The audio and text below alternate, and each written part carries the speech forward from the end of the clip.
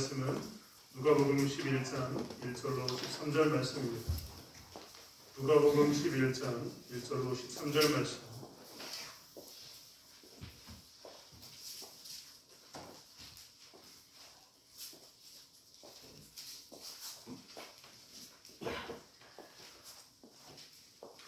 누가복음 11장 1절로 13절 말씀을 찾았습니다.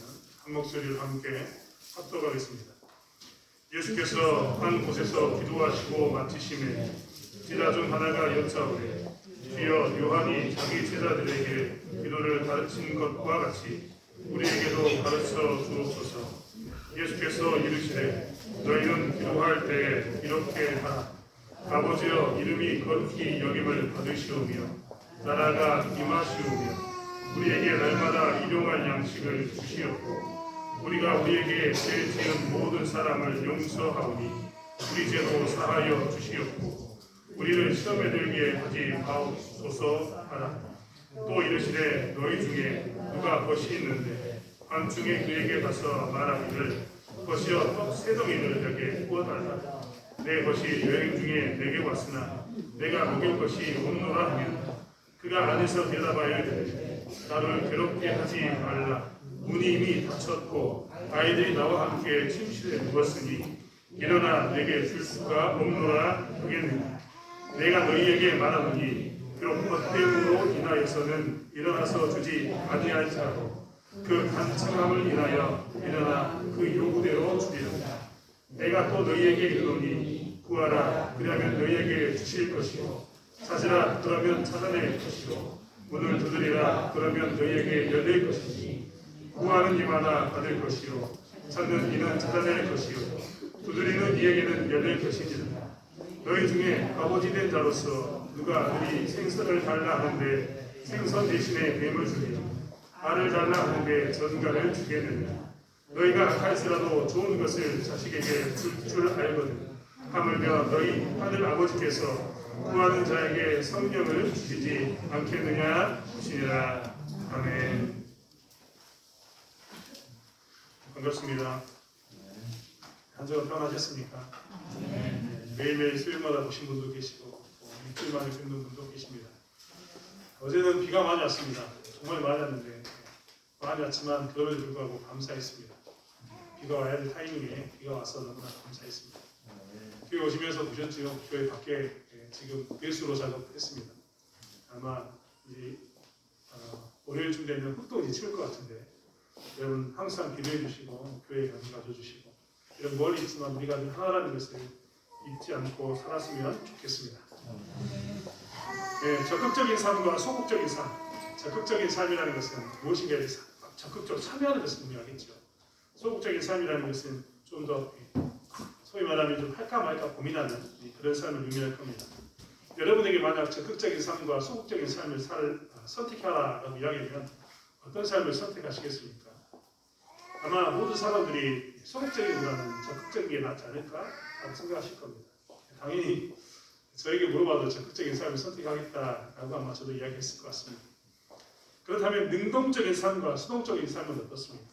능동적인 삶과 수동적인 삶은 좀 적극적인 삶과 소극적인 삶이라는 의미와 좀 더 다릅니다. 능동적이라는 것은 무엇이냐면 내가 주체가 되어서 일을 열심히 해나가는 겁니다. 내가 주인공인 거죠. 반면에 수동적인 것은 내가 주인공이 아닙니다. 다른 사람이 주인공이어서 나에게 일을 시키면 내가 그 일을 하는 게 뭡니까? 수동적인 겁니다.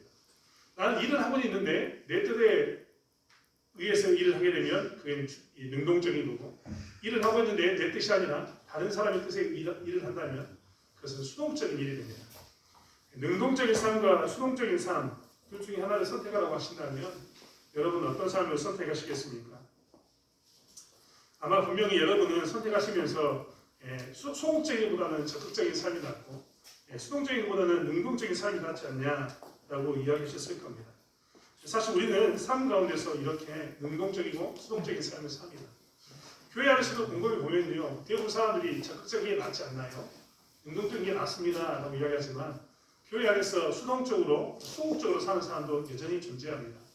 우리는 그런 사람을 볼 때마다 정죄할 이유가 전혀 없습니다.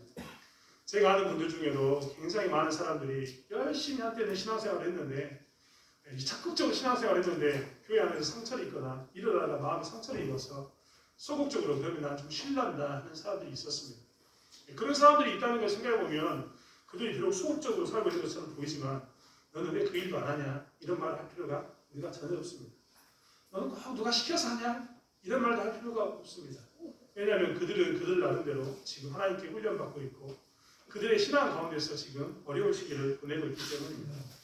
아무튼 교회에서 열심히 일하는 사람들이 보면 이렇게 소극적이 되는 삶을 살 때가 많습니다. 수동적으로 사는 사람들도 대부분 이렇습니다. 자기가 적극적으로 일을 나눠서 책임지면서 일을 했었는데 대표자가 돼서 일을 했었는데 그 대표자가 돼서 일을 하다가 실패하면 잘못되면 그 사람들은 이제 자기가 적극적으로 능동적으로 일을 책임져서 하기보다는 다른 사람이 시킨 대로 그냥 따라가는 사람들이 있습니다. 우리는 이런 사람이 있을 때도 어떻게 해야 된다고요? 정지해서는 절대 되지 않습니다. 기다려주고 기도하고 하는 삶으로 그들을 지켜보아야 합니다. 아무튼 적극적인 삶이든 소극적인 삶이든 이런 신앙의 삶이 있는 겁니다. 아마 신앙생활에서 어떤 삶을 살기 원하냐라고 얘기한다면 신앙에서도 적극적인 삶을 살기 원하고 능동적인 삶을 살기도 원한다라고 얘기할 겁니다. 하지만 우리는 소극적이거나 수동적인 삶은 정지해서는 절대 안 됩니다. 그렇다면 하나 더 묻고 싶습니다. 신앙생활을 하면서 적극적인 삶이고 능동적인 삶을 산다는 것은 어떤 것을 의미할까요? 제가 정말 멍청한 질문하는 것처럼 보이지만 우리는 신앙생활을 할 때마다 보통 네 가지를 이야기합니다. 첫 번째는 예배생활, 그 다음에 기도생활, 그 다음에 봉사, 그 다음에 교제. 이 수레바퀴처럼 보이는 네 가지가 최소한 잘 이 균형을 갖춰야지만 신앙이 성숙했다라고 표현하고 그런 사람이 신앙이 좋다라고 이야기합니다. 그렇다면 그 이 네 가지를 가지고 이 네 개의 분야에서 한번 물어보는 겁니다. 이런 네 가지 분야가 있다면 이 네 가지 분야에서 어떻게 하는 게 적극적으로 사는 것일까요? 어떻게 하는 게 능동적으로 사는 것일까요? 예배를 한번 들어보면 예배 시간에 잘 참석하는 것, 예배 가자라고 말하기 전에 예배 간다고 이야기하는 것, 새벽기도, 수요예배, 우리 소위 말하는 주일날 드리는 예배, 이 모든 것을 참석하는 것이 적극적으로 참석하는 것이 적극적이고 능동적이다. 잘 참석하는 것이 그렇다라고 표현할 수 있을 겁니다.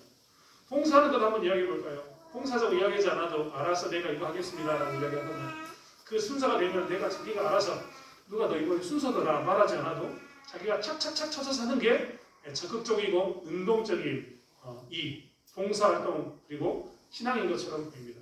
신앙이기도 합니다. 교제도 볼까요? 우리가 한번 만나서 밥 먹자라고 말하기 전에 우리 밥 먹을까? 라고 권하는 사람이 좀 더 어떤 사람입니까? 적극적으로 신앙생활하는 사람입니다. 기도도 마찬가지입니다. 매일 기도의 자리에 나와서 하루 종일 숨을 쉴 때마다 호흡할 때마다 기도하는 사람, 이런 사람도 적극적인 신앙생활이라고 우리는 말할 수 있습니다. 하지만 우리는 이런 예배나 기도생활이나 봉사생활이나 교제생활하는 이 분에 적극적으로 참여하는 사람, 좀 더 많이 참여한 사람을 우리는 신앙인으로서 적극적으로 하나님께 나간다라고 표현하는가? 이 문제도 한번 우리는 생각해 봐야 합니다. 우리가 예배에 열심히 참석하고 기도에 열심히 참석하고 교제에 열심히 참석하고 봉사에 열심히 참석하는 이유는 뭡니까? 예배를 통해서 하나님의 음성을 듣고 기도를 통해서 하나님께 요구하고 봉사를 통해서 하나님을 섬기고 교제를 통해서 하나님의 백성과 함께 하나님을 기뻐하는, 즉 우리가 드리는 예배나 기도나 봉사나 교제나 여기에 목적은 뭐냐면 참여하는 데 목적이 있는 게 아니라 그 참여함으로 뭘 바라보는 게 있습니까? 하나님께 가까이 나가는 것이 있습니다. 그러니까 사실 우리가 신앙생활을 하면서 적극적으로 신앙생활을 한다 이 말은 잘 참여하는 것도 적극적으로 신앙생활을 하는 것이겠지만 더 정확히 이야기하면 그 예배, 봉사, 기도, 교제에 잘 참여함으로 어떻게 되는 것? 하나님과 더 가까워지는 것에 있습니다.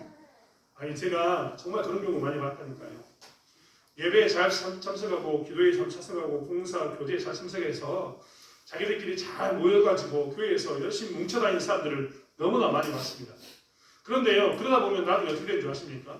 하나님께 가까워지는 게 아니라 자기들끼리만 가까워집니다. 그래서 심지어는 자기들끼리 노는 데 집중해가지고 하나님께 가까이 나가는 데 힘쓰지 않더라고요. 그런 경우도 봤기 때문에 제가 잘 참여하는 것보다는 참여함을 통해서 하나님께 가까이 나가는 것, 그게 진짜 적극적인 신앙이라고 할 수 있구나라는 생각이 들었습니다. 아무튼 우리는 어떻게 해야 되냐? 이렇게 적극적인 신앙을 표현하고 적극적인 신앙의 삶을 살아야 됩니다. 정말 적극적으로 신앙생활하고 하나님을 잘 섬기는 사람들의 모습을 보면요, 사실 조금씩 표가 납니다. 어떤 때는 말에서 표가 납니다. 그렇지 않던가요? 우리 사모님이 기도하셨지만 우리 사모님이 늘 새벽마다 기도하시던데요. 이렇게 기도하신 분들은요, 이 기도의 내용이 다릅니다. 다른 분이 기도 못한다는 얘기가 아니라 우리 사모님의 모습을 보면 이 안에 기도에 뭔가 들어있습니다. 이 기도하는 모습만 봐도 뭘 알 수 있습니까? 알 수 있는 거죠. 부엌에서 열심히 봉사하시는 요리하시는 분들 중에서도요, 교회에서 잘 섬기시는 분들은요, 일단은 그들의 섬기는 태도부터가 다릅니다. 찬양 운행을 하거나 다른 모든 봉사 일을 하시는 분들도요, 그 안에 신앙이 묻어 있으면 하나님 앞에서 잘 섬기는 사람은 무언가 그들의 말과 태도에서부터 좀 다릅니다.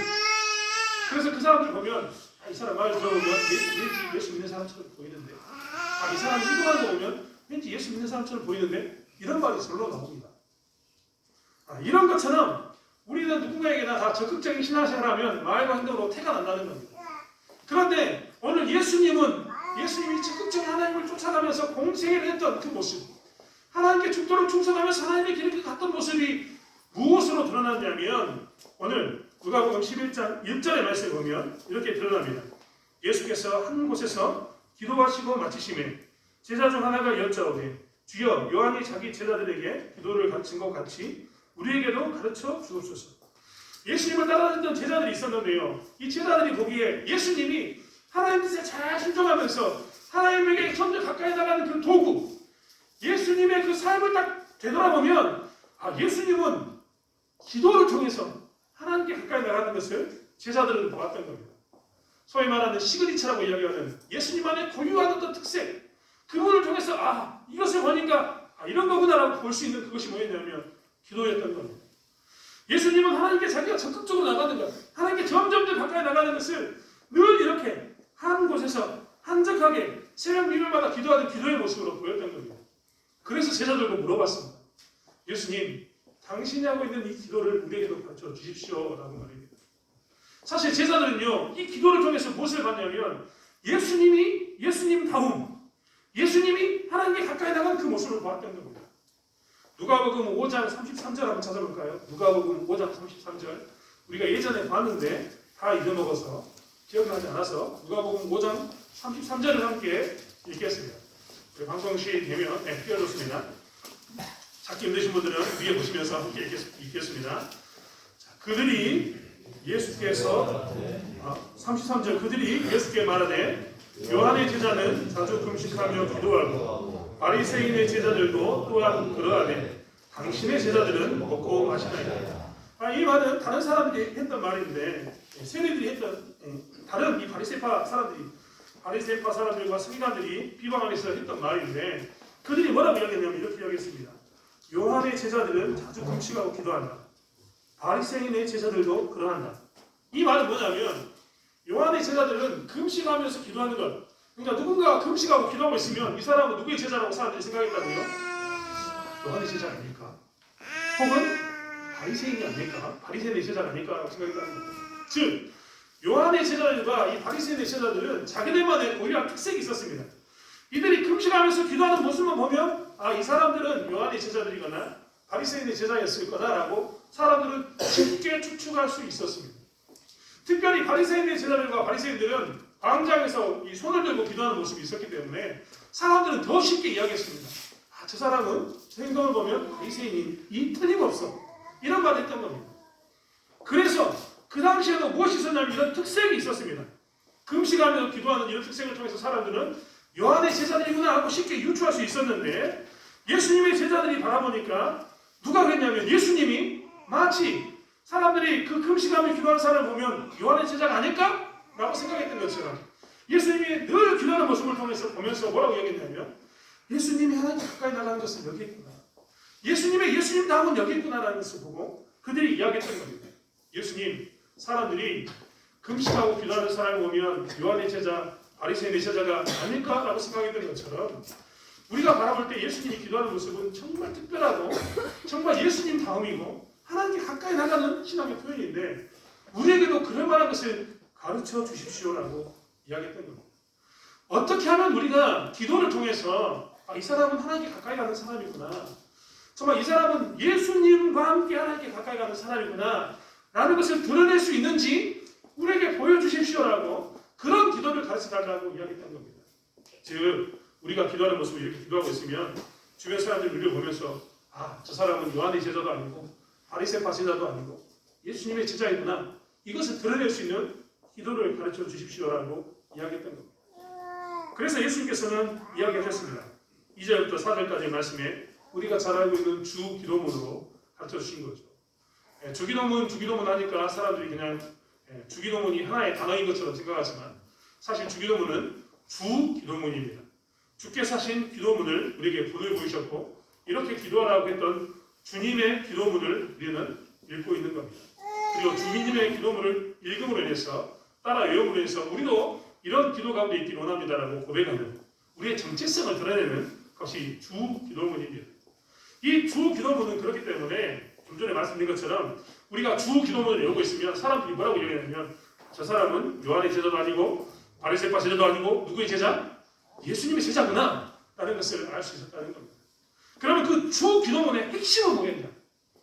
주기도문의 핵심, 가장 중요한 것, 요한의 제자들과 바리새파 제자들과 함께 하는 그 기도와 다른 주기도문, 예수님의 제자들만 했던 기도문의 특징은 무엇이었냐면 그 첫 번째가 아버지여입니다. 아버지. 예수님께서는 2절의 말씀에 예수께서 이르시되 너희는 기도할 때 이렇게 기도하라 라고 얘기하면서 처음으로 뭘 얘기하냐면 아버지여 이름이 거룩히 여김을 받으시오며 나라가 임하시오며 라고 기도하라고 이야기합니다. 뒤에 계속해서 기도 제목이 나오지만 이 주기도문의 특징의 첫 번째 그리고 가장 핵심은 아버지라고 부르는 겁니다. 아버지라고 부르는 겁니다. 즉 예수님다움, 예수님이 하나님과 가까이 가졌던 그 기도, 즉 소위 말하면 하나님께 가까이 나가는 기도라고 이야기하는, 소위 말하는 처음 이야기했던 적극적이고 능동적인 기도, 하나님께 가까이 나가는 기도의 첫 번째는 어떤 기도가 되느냐면 아버지라고 부르짖는 기도가 되어야 되는 겁니다. 예수님이 아버지라고 외치면서 기도하라고 가르쳤던 것처럼 우리가 하나님을 아버지라고 부르는 것이 예수 믿는 사람의, 예수의 제자의 특징이고 예수님이 하셨던 기도처럼 신앙생활에서 적극적으로 하나님께 나가는, 능동적으로 나가는 방법이라는 겁니다. 그럼 아버지라고 부르는 것이 뭔가 특별합니까? 우리는 아버지라고 부르는 것이 별로 특별하지 않습니다. 왜냐하면 우리가 하나님 아버지라고 지금 부르고 있기 때문입니다. 그런데요, 유대인들은 하나님을 아버지라고 부른 적이 없습니다. 그들은 하나님의 백성으로서 하나님은 저 멀리 있는 존재, 자기들에게 있어서는 항상 두려운 존재, 경외해야 할 존재로만 생각하고 있었는데 예수님은 뭐라고 얘기하냐면 너희들은 이제 더 이상 그런 존재로만 하나님을 여길 게 아니라 하나님을 아버지로 불러라. 이 아버지라는 말은 소위 말하는 우리가 어린아이들이 아빠 하고 있는 이 말과 똑같습니다. 이 친밀감을 가지고 어린아이들이 아빠라고 부르는 그것처럼 필요에 따라서 그 어린아이들이 친밀감을 가지고 아빠 하고 불렀던 것처럼 너희들은 이제 예수님의 제자로서, 예수님의 제자로서의 특징인 이 아빠라는 이름으로, 즉 하나님의 아들로 기도하라라고 얘기하고 있는 겁니다. 즉 하나님의 아들로 기도하는 것이 우리가 기도를 통해서 적극적인 신앙생활을 하는 거고 능동적인 신앙생활을 하는 것이다라고 이야기하면서 기도할 때는 반드시 이런 모양으로 하나님의 아들로서 기도하라라고 이야기하고 있습니다. 하나님의 아들로 기도한다는 것은 어떤 것일까요? 누가복음 11장, 오늘 저희가 읽었던 11절부터 13절의 말씀을 다시 한번 읽어볼까요? 누가복음 11장 11절로 13절의 말씀 같이 한번 읽겠습니다. 너희 중에 아버지 된 자로서 누가 아들이 생선을 달라 하는데 생선 대신에 뱀을 주며 알을 달라 하는데 전갈을 주겠느냐? 너희가 악할지라도 좋은 것을 자식에게 줄 알거든 하물며 너희 하늘 아버지께서 구하는 자에게 성령을 주시지 않겠느냐? 자, 하나님의 아들로서 기도하라는 것, 아빠라고 부르는 것은 친밀감을 표현하는 것이 첫 번째입니다. 친밀감을 표현했다 이 말은 뭐냐면 우리 교회도 어린아이들이 있는데 아빠하고 달려가면 아빠가 안아주고 보호해 주지 않습니까? 이 보호가 들어있는 겁니다. 그뿐만 아닙니다. 친밀감을 표현하는 것은 아빠하고 달려가면 뭐 해줘라고 얘기하는 순간 해주니까 안 해줍니까? 다 해줍니다. 저희도 저희 집 아이들이 있는데 아이들이 저에게 다가올 때마다 그 문제에 대해서 해결해 주려고 하지 해결해 주지 않으려고 하는 것은 없습니다. 성경에는 그것을 이야기하고 있습니다. 너희들이 아빠라고 부르는 순간 너희들은 이제 뭘 할 수 있다? 하나님께 구할 수 있고 너희들은 아들이 생선을 달라는데 생선 대신 뱀을 주며 알을 달라는데 전갈을 주겠냐라고 이야기했던 것처럼 좋은 것을 주신 하나님께 요구할 수 있는 자격이 생겼다라고 이야기하고 있습니다. 즉 우리가 아버지라고 부른다는 것은 어떤 의미가 되었냐면 우리의 신분이 이제 보호받을 수 있고 요구할 수 있는 신분이 되었다라는 것이고 그러한 모습 가운데 나아가라고 이야기하는 것이 무엇이냐면 이 하나님의 자녀로서 하나님의 아들로서 기도하라는 기도 제목인 것입니다. 사랑하는 성도 여러분, 교회 나오면서도 기도하지 않는 분들이 계십니다. 어떤 분들은 저에게 그런 말을 하더라고요. 아니 우리가 기도하지 않아도 하나님께서는 우리의 필요를 다하시고 채워주실 텐데 왜 기도해야 됩니까? 하나님 작정하신 일이라면 기도하지 않아도 다 이루어지는데 왜 굳이 기도해야 됩니까? 라고 묻는 사람이 있습니다. 혹은 심지어는 그러면서 기도하지 않는 사람도 있습니다. 물론 어떤 사람은 믿음이 좋아서 그럴 수도 있지만 반면에 어떤 사람은 어리석은 질문으로 그런 질문을 할 때가 있습니다. 즉 나는 그래서 기도하지 않을래요 라고 이야기합니다. 하지만 여러분 우리가 잘 아는 것처럼 그렇게 해서 하나님의 자녀로서 기도하지 않으면요 뭘 누릴 수 없냐면 하나님의 자녀로서의 축복을 누릴 수 없습니다. 여러분 이 땅에 살면서요 우리가 하나님의 보호하심을 받고 하나님의 은혜를 누리는데 그것을 누리지 못하고 사는 겁니다. 제가 중국에 살면서 느낀 게 있습니다. 어느 날 중국에 살고 있는데 중국에 있는 뉴스에 갑자기 어떤 방송이 뜨냐면 한국인이 중국에 와서 나쁜 짓을 해서 무엇을 했냐면 사형에 처한다는 말이 나왔습니다. 그리고 실제적으로 사형에 처했습니다. 제가 그 뉴스를 보면서 그랬거든요. 야, 이 문제가 굉장히 큰 외교적 문제가 되겠구나 라고 생각했습니다. 여러분 한번 생각해 보십시오. 외국에 사는데 한국 사람이 외국법에 의해서 처형당했습니다. 한국 사람에게 도움을 받지 못하고 처형당해버린 겁니다. 대사관이나 이 한국 정부에 이 중국 정부가 한국 정부를 인정한다면 이야기해야 됩니다. 우리가 너희 백성을 죽이려고 하는데 너희 국민 중에 한 사람을 사형 처리하려고 하는데 너희들 알고 있어라. 이런 통보가 나가야 되는 겁니다. 그러면 한국 정부는 어떻게 할 것 같습니까? 그를 살리기 위해서 안간힘을 씁니다. 최소한은 사형을 당하지 않도록 안간힘을 쓸 것 아닙니까? 국가가 보호해 주는 겁니다. 예를 들면 우리가 해외에 나갔는데 해외에서 테러범들에게 우리가 피납을 당했습니다. 그러면 국가는 어떻게 해야 됩니까? 우리를 어떻게든지 살리려고 해야 됩니다. 이게 뭐냐면 국가가 국민을 보호하는 국가의 아래 있다는 그 축복인 겁니다. 제가 그때 중국에 살면서 뭘 느꼈냐면 그래서 한국 사람이 처형당했습니다. 재미있는 것은 그 다음에 우리나라를 피하는 게 절대 아닙니다. 일본 사람이 똑같은 경우를 했는데요. 일본은 대사관, 명사관이 다 와가지고 그 사람을 자국으로 데려갔습니다. 제가 그때 느낀 게 뭐였냐면 어떤 국적을 가지고 있는 게 정말 중요하구나. 정말 미국 사람이라면 이랬을까? 미국은 심지어는 자국의 옛날 대통령을 보내가지고 북한에서 자기 백성들을 빼갈 만큼 이렇게 보호함을 받고 있는데 이런 것을 누리고 있는데 이게 얼마나 우리는 과연 그러는가 이것을 보면서 정말 국가의 보호를 받지 못하는 게 얼마나 큰 슬픔을 가지고 갔다는 겁니다. 하나님의 백성이 돼가지고 하나님께 기도하지 않으면요 바로 이것을 못 누리게 되는 겁니다. 우리 하나님께 이 기도함으로 해서 우리는 뭘 누리게 되냐면 하나님이 우리를 지키시는 하나님의 자녀로서의 이 축복을 누리게 되는데 기도하지 않으면 뭘 못 누린다고요? 이 축복을 못 누리게 되는 겁니다. 하나님께 요구할 때마다 하나님께서 우리를 지키시고 돌보시는 것을 늘 보여주십니다. 그럼 그때 얼마나 우리는 뭘 느끼냐면 나는 내가 하나님의 자녀인 게 자랑스럽다. 나는 내가 하나님의 돌보신 가운데 있구나라는 것을 느끼고 해서 안전함과 평안함을 누릴 수 있는 겁니다. 내가 외국에서 갇혀가지고 대한민국 정부에 아무리 소리를 질렀는데 대한민국에서 응답하지 않으면 그게 얼마나 비참합니까? 그런데 하나님께서 우리에게 뭐라고요? 항상 응답해 주시겠다고 이야기하면서 야 너희들 부모들도 그렇게 좋은 것을 달라고 하면 자식에게 좋은 것을 줄 줄 아는데 내가 주지 않겠냐? 나에게 기도해달라고 이야기하면서 뭘 했다면 뭘 주시냐면 너희가 하나님의 자녀로서 누릴 수 있는 축복을 주시겠다. 은혜를 누리게 하시겠다라고 이야기했다는 겁니다. 그렇기 때문에 사실 우리는 하나님의 이름으로 기도하는 것이 얼마나 큰 축복인가를 알아야 됩니다. 그리고 이렇게 하나님의 이름으로 기도하는 것, 이렇게 적극적으로 기도하고 해서 우리 하나님의 은혜를 누리고 살아내는 것이 마땅히 우리의 신앙의 적극적인 태도인다는 것, 우리가 누리는 특권이라는 것을 알아야 된다는 것. 그렇기 때문에 예수께서는 뭐라고 얘기했냐면 이방인으로서 기도하는 게 아니라 하나님의 아들로 기도해라. 하나님의 아들로 기도하면 하나님께서 반드시 응답해 주니까 하나님의 아들로 기도해라라고 이야기합니다. 이것이 첫 번째입니다. 하나님의 아들로 기도하라는 두 번째는 뭐냐면 오늘 성경에 읽었던 것처럼 너희 하늘 아버지께서 구하는 자에게 성령을 주시지 않겠느냐. 하나님의 이름으로 기도하게 되면 하나님께서 뭘 주신다고 이야기하냐면 우리가 생각에는 우리가 구하는 걸 다 주실 거라고 생각했는데 하나님의 아들로 구하는 자들에게 하나님께서 뭘 주신다고요?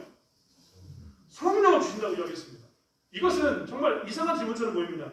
내가 마치 목이 말라서 하나님께 하나님 물을 주십시오라고 이야기하면 하나님께서 나에게 반석을 터뜨려서 물을 주셔야지만 그것이 내가 기도에 응답되었고 하나님의 자녀가 되었다. 라는 그런 안도감이 들 거라고 생각이 되는데 성령은 뭐라고 얘기하냐면 기도하라고 이야기해놓고 하나님 자녀로 기도하면 뭘 주시겠다?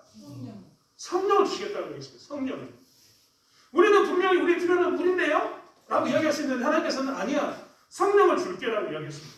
그 말은 뭐냐면 우리가 하나님의 자녀로 기도하게 된다는 것은 무엇이냐면 우리가 하나님의 뜻 가운데서 하나님의 뜻을 알아가는 기도를 하게 된다는 것을 이야기하고 있습니다. 많은 사람들이 착각합니다. 기도하는 것은 우리의 필요를 요구하는 것이 기도다라고 착각하는데 전혀 그렇지 않습니다.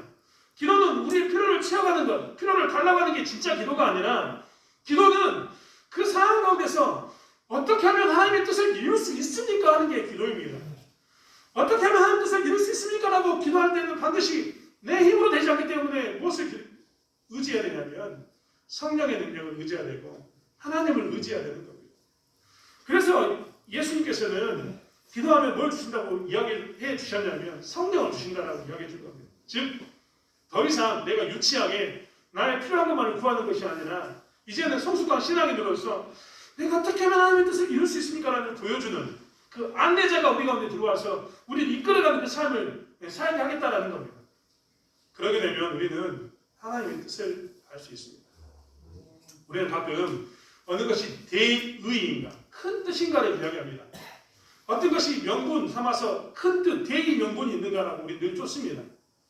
우리는 자꾸 명분을 쫓아가고 대의를 쫓아가게 되는데 그 대의라는 것, 소위 말하는 나의 유익을 버리고 정말 큰 뜻을 쫓아가는 것은 내 힘으로는 할 수 없습니다.